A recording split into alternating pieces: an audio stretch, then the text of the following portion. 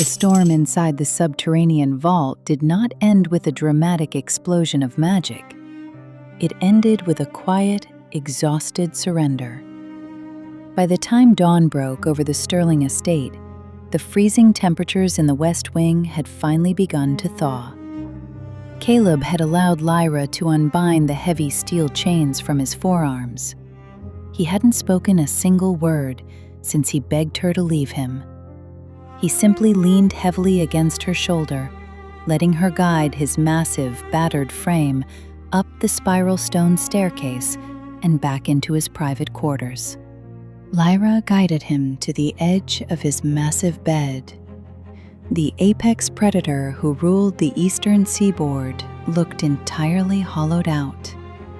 His tailored shirt was in bloody shreds, his chest covered in the fading, bruised remnants of the black veins that had nearly torn him apart from the inside. He sat on the edge of the mattress, his elbows resting on his knees, his head hanging in absolute defeat. You need to rest, Caleb. Your core temperature is still freezing. He didn't lie down. Instead, Caleb's hands, shaking with a violent, involuntary tremor, reached out and gripped the fabric of Lyra's waist. He didn't pull her forcefully. He just held on to her like a drowning man clutching the edge of a lifeboat. He pressed his face against her stomach, his breathing ragged and uneven.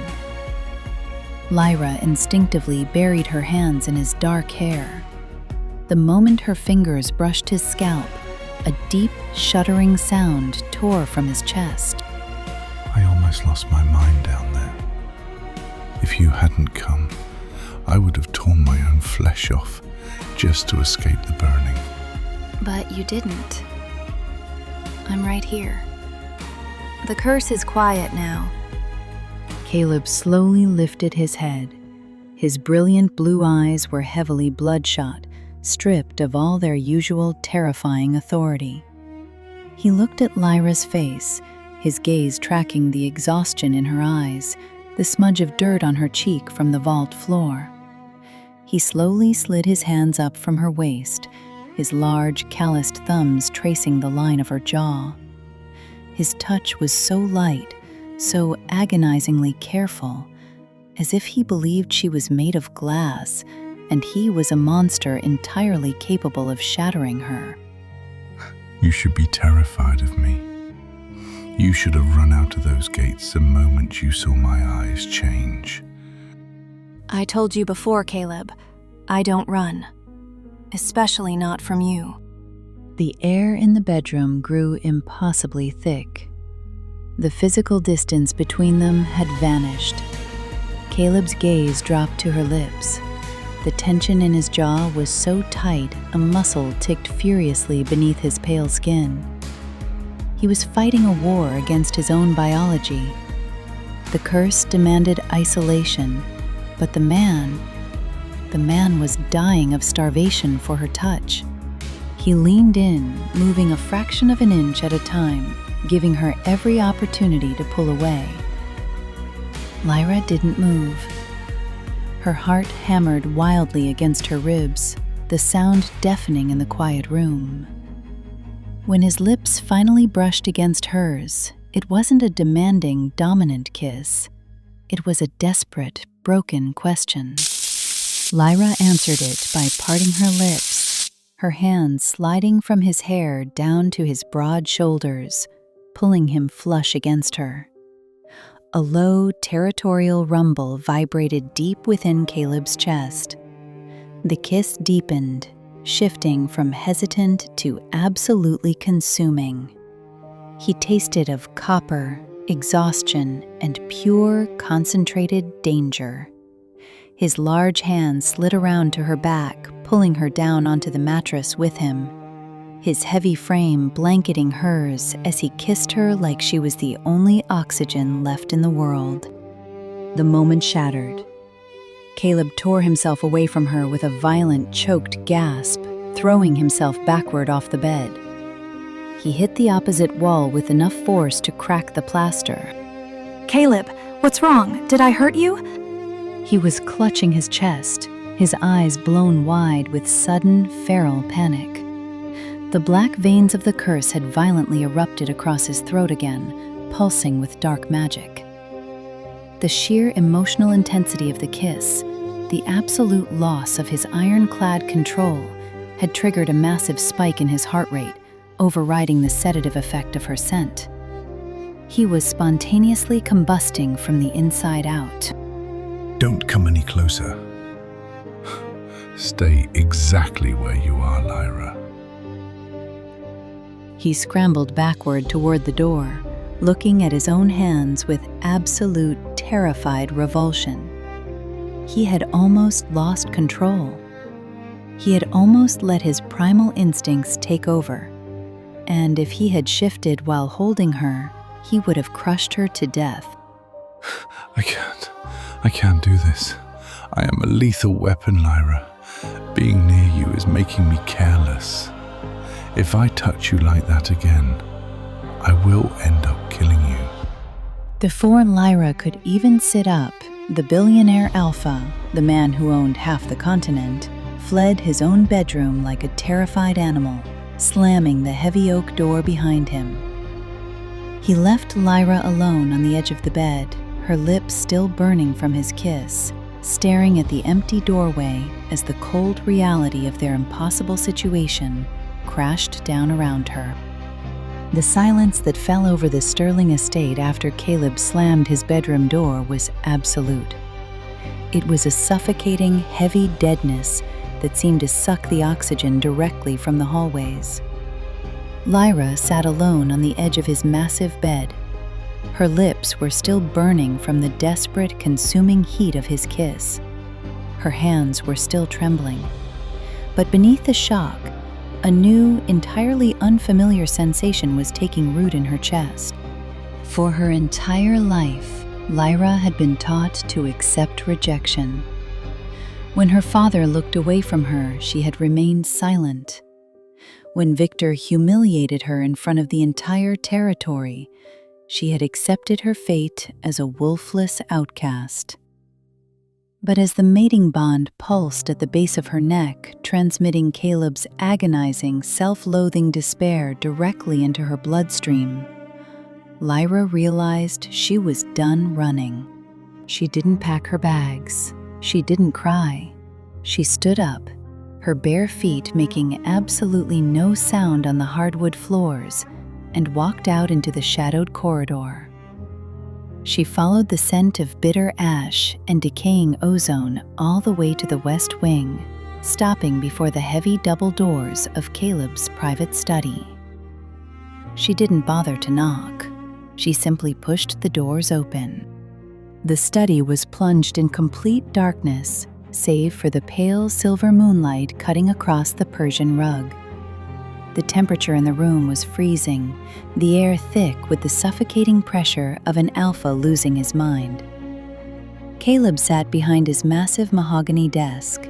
He was still wearing his rumpled trousers and unbuttoned dress shirt, but he wasn't looking at her. He was staring blindly at a single piece of heavy parchment resting on the desk. I did not give you permission to enter this room, Lyra. The driver is already waiting in the courtyard. The voice was terrifyingly calm.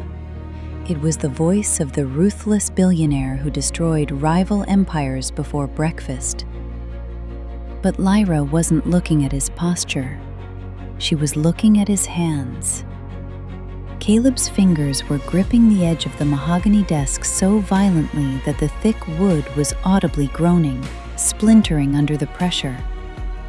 The black veins of his curse were crawling up his pale neck, throbbing with toxic, dark magic.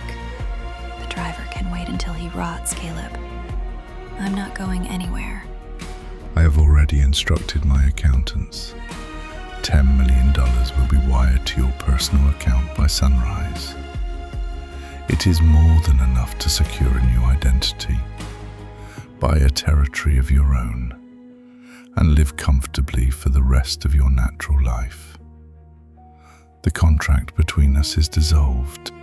He slid the piece of parchment across the desk. It was their marriage contract, already signed at the bottom with his elegant, sharp handwriting, nullifying their bond. He was trying to buy her safety. He was trying to pay her to walk away from a monster. And what exactly am I supposed to do with $10 million, Caleb? Buy a vault? Lock myself inside so I don't have to think about the man bleeding to death in this study? You will live. You will live a long, safe, boring life, far away from the collateral damage of my existence. I almost killed you tonight, Lyra. I lost control. I am a feral, dying animal. And if I keep you here, I will eventually tear you apart. The corporate facade shattered entirely. Caleb surged to his feet, his massive frame heaving as he fought for oxygen. The brilliant blue of his eyes was entirely blown out, swallowed by the panicked, molten gold of a cornered beast. He was begging her to leave him. He was using his rage as a shield to hide his absolute, paralyzing terror. Lyra didn't flinch. She walked slowly across the freezing room, stepping directly into the moonlight. She stopped at the edge of his desk. Caleb instantly took a desperate, stumbling step backward, terrified of his own proximity to her. His broad back hit the bookshelves behind him, trapping the apex predator against the wall. You don't get to make that choice for me. I spent 20 years letting arrogant alpha men tell me what I was worth, what I could handle, and where I belonged. I am done. She picked up the heavy parchment from the desk. Without breaking eye contact with the terrified billionaire, Lyra gripped the contract and tore it straight down the middle. The sound of the thick paper ripping was deafening in the dead silence of the study. She tore it again and again, letting the shredded pieces flutter to the floor like dead leaves. I am your mate, Caleb. I am not your prisoner, and I am not your victim. I am staying right here. Caleb let out a ragged, shattered gasp. The absolute, unyielding certainty in her voice broke the final chain holding his sanity together. His knees buckled. The most feared man on the eastern seaboard slid down the front of the bookshelves, dropping to the floor in the dark. He buried his face in his trembling hands, his broad shoulders shaking with the sheer, agonizing relief of her refusal to abandon him. You are insane. You are entirely insane for choosing me. Lyra walked around the desk and knelt on the floor beside him in the moonlight. She gently pulled his trembling hands away from his face, pressing her warm palms against his freezing, scarred cheeks. As her scent wrapped around him, the black veins on his throat finally, slowly began to recede.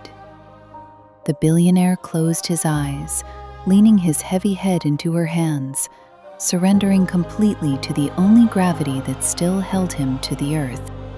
The fragile peace inside the Sterling estate lasted for exactly 6 hours. By dawn, the heavy, suffocating silence of the mansion had returned, swallowing the lingering warmth of the night before. Lyra awoke to find the space beside her empty. The sheets were cold. She walked out into the dimly lit corridor, following the faint, metallic scent of ozone that always accompanied his anxiety. She found Caleb in the grand foyer. He was already dressed in a perfectly tailored charcoal suit, looking every inch the ruthless billionaire apex predator the world believed him to be. But his posture was entirely rigid. He stood perfectly still by the massive marble table, staring down at a single pitch-black envelope sealed with crimson wax. The temperature in the foyer had dropped so drastically that a thin layer of white frost was blooming across the polished marble floor. It arrived an hour ago, by personal courier. The High Council. Voice equals narrator. He didn't look up as she approached. He didn't need to. His chest rose and fell in a slow, jagged rhythm. The dark magic in his blood was already beginning to react to the psychological stress, sending microscopic tremors through his massive shoulders. Tonight was the eve of his 30th birthday, the deadline. They are convening a tribunal tonight. They demand a public inspection of the mating mark. They want proof that the alpha at the eastern seaboard is truly bound, and not just hiding a deteriorating mind behind a paper contract. The reality of their situation crashed down on Lyra like an anvil. They had torn up the divorce contract. They had confessed their absolute, fatal obsession with each other. But they had not yet completed the ultimate biological bond. There was no claiming bite on her neck to prove to the world that he was tethered to her. Without that mark, the council would declare his empire forfeit. And worse, if his curse flared in front of the tribunal, they would execute him as a feral beast. Then we go. We walk into their tribunal and we look them in the eye. You are Caleb Sterling. You don't hide from cowards in velvet robes. Caleb finally lifted his head. His beautiful, exhausted blue eyes searched her face, looking for any trace of hesitation. He found none. He slowly reached out, his large, calloused fingers wrapping around her wrist. His touch was freezing, vibrating with the suppressed energy of a dying god. But the moment her scent washed over him, the frost on the marble floor stopped spreading. Hours later, the heavy iron gates of the High Council's ancient stronghold groaned open to receive them. The architecture was deliberately designed to crush the weak. Towering Gothic arches, suffocating shadows, and an atmosphere thick with the aggressive, territorial pheromones of dozens of hostile alphas. As Lyra stepped out of the armored car, the sheer biological pressure nearly forced her to her knees. But Caleb moved instantly. He stepped slightly in front of her, absorbing the invisible shockwave of alpha dominance with his own massive frame. To the watching crowd, he looked like a bored, untouchable king. But Lyra, walking inches behind him, could hear the terrifying wet friction in his breathing. The ambient magic in this ancient place was accelerating his curse. He was burning alive from the inside out just to shield her from the pressure. Well, I honestly didn't think you would show up, Alpha Caleb. Or should I say, the soon-to-be former Alpha. Stepping out from the shadows of the grand colonnade was Victor. But he didn't look like the humiliated, broken man Caleb had dragged out of the ballroom weeks ago. He oozed an unnatural, sickening confidence. And beneath his cheap cologne, Lyra smelled something deeply wrong. It smelled like rotting hemlock, dried blood, and dark magic. It was an ancient, forbidden array trigger. The reaction in Caleb was instantaneous and terrifying. The dark magic radiating from Victor's hidden artifact acted like a magnet to the curse sleeping in Caleb's veins. Caleb stopped dead in his tracks. A violent, agonizing shudder ripped through his spine. Beneath the pristine collar of his tailored shirt, thick, jagged black veins violently erupted, pulsing with toxic black magic as they crawled up his throat. You look a little pale, Sterling. Is the pressure getting to you? Or is it something else? Something crawling under your skin? Victor knew. Somehow, the rival families had discovered the exact nature of Caleb's weakness, and they had brought a dark magic catalyst right to the council's doorstep to force him into a feral shift. Caleb's hands clenched into fists so tight that the leather of his gloves audibly groaned. His brilliant blue eyes were beginning to splinter, fracturing with the panicked, molten gold of a cornered monster. He was losing his mind. Stand back, Lyra. Don't look at me. He was trying to push her away to protect her from his own explosion. But Lyra completely ignored his command. She didn't retreat. She stepped directly into the space between him and Victor, shielding Caleb's convulsing body from the view of the gathering elders. She reached behind her back, entirely hidden by the folds of her long coat, and forcefully slid her bare fingers under Caleb's cuff, pressing her warm, wolfless skin directly against his violently thrashing pulse point. The collision of her scent against his spiraling curse was like dropping ice into boiling oil. Caleb let out a ragged, silent exhale. His massive hand immediately flipped over, his freezing fingers interlocking with hers in a desperate, crushing death grip. He pulled the oxygen from her proximity, using her ordinary human-like existence as an anchor to forcefully drag his sanity back from the edge of the abyss. Victor.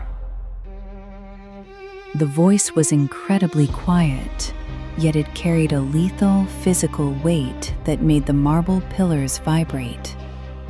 Caleb stepped out from behind Lyra, his hand still secretly locked with hers.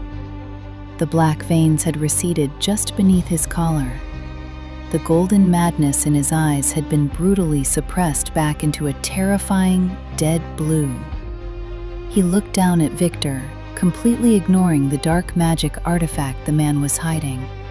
Enjoy your evening, Victor. Because if you breathe her air once we pass through those doors, I will not just kill you. I will erase your entire bloodline from the archives of this continent. The Grand Chamber of the High Council was not designed for justice. It was designed for executions. It was a massive subterranean amphitheater carved from solid black granite. As Caleb and Lyra stepped into the center of the sunken floor, the heavy iron doors sealed shut behind them with a deafening, final thud.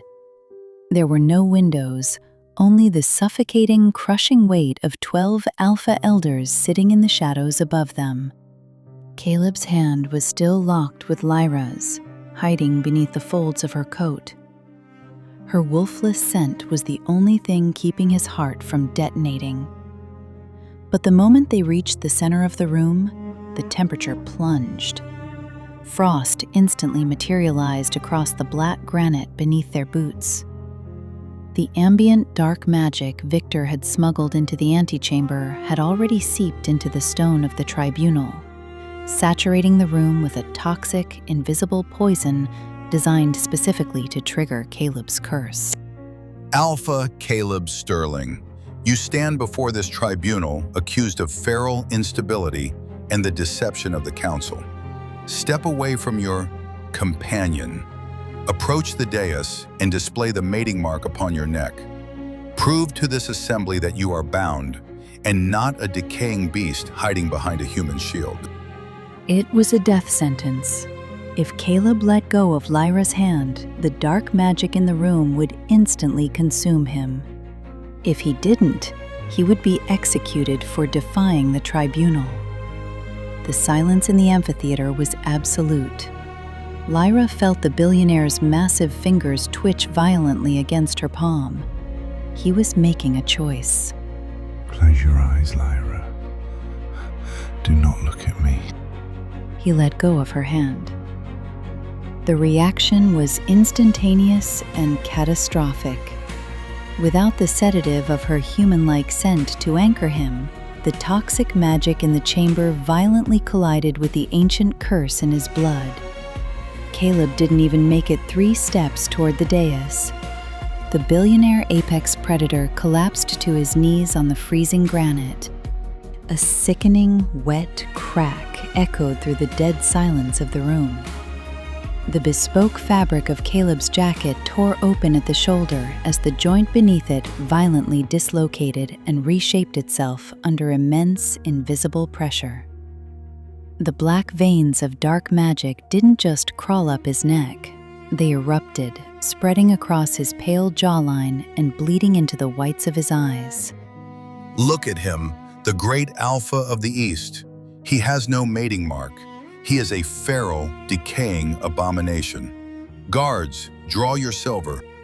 The metallic scrape of 30 silver broadswords being drawn simultaneously rang out from the shadows. They had never intended to inspect him. This was a staged slaughter. Caleb was choking, spitting a mouthful of blackened blood onto the pristine stone. His muscles were tearing and rebuilding as the beast inside him desperately tried to claw its way out to survive. Lyra, run! Get out of this room! He was burning alive from the inside out, staring down 30 executioners, and his only thought was to use his last shred of human sanity to order her away from the blast zone. He was throwing away his empire, his life, and his pride just to buy her a 5-second head start. Lyra looked at the dying god bleeding on the stone. She looked at the 30 armed guards descending the stairs. For her entire life, she had been told she was a defective, wolfless reject. She had been taught to run, to hide, to survive by making herself invisible. But as she watched Caleb's brilliant blue eyes shatter entirely into the molten, feral gold of a cornered monster, her lifetime of fear simply evaporated. I am not running from you, Caleb. Not tonight. Not ever. She didn't run toward the doors. She walked directly into the center of the execution circle. She ignored the drawn silver. She ignored the suffocating, lethal pheromones of the 12 elders. She dropped to her knees on the freezing stone directly in front of the convulsing, terrifying beast that used to be her husband. Don't. It burns. I will tear you apart. His voice was a demonic, vibrating rasp, completely stripped of humanity. He was inches away from a total feral shift. But Lyra possessed a terrifying, self-destructive courage. She reached out, sliding her bare, warm hands directly onto his violently trembling, black-veined cheeks. She didn't try to pull him back from the edge. She leaned forward, completely exposing the fragile, beating pulse of her bare throat directly to his elongated, razor-sharp canines. Then tear me apart, Caleb. If you're going to turn into a monster, take me with you. Caleb's massive, clawed hands flew up, hovering over her shoulders, shaking with a violent, desperate restraint. He was fighting the hunger of a starving animal against the absolute, soul-crushing terror of hurting the only thing he loved. His golden eyes swam with feral panic. I am your mate. I am your cure. Prove to them that you are mine. Bite me, Caleb.